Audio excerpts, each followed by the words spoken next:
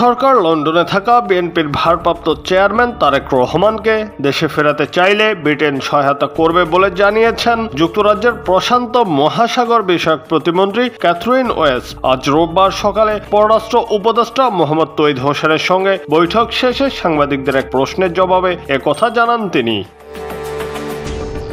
তারেক রহমানের দেশে ফেরানো প্রসঙ্গে সাংবাদিকদের প্রশ্নের জবাবে ক্যাথরিন ওয়েস্ট বলেন, পররাষ্ট্র উপদেষ্টার সঙ্গে বৈঠকে কোনো নির্দিষ্ট ব্যক্তির বিষয়ে কথা হয়নি, তবে সরকার তাকে ফেরাতে চাইলে যে কোনো মূল্যে সহায়তা করতে প্রস্তুত ব্রিটেন।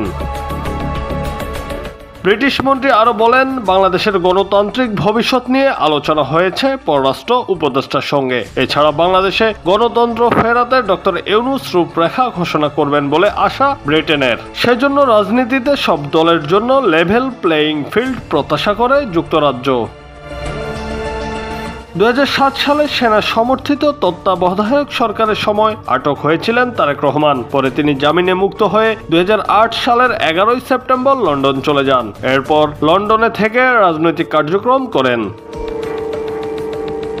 জুনায়েদ আহমেদ, বাংলা টিভি।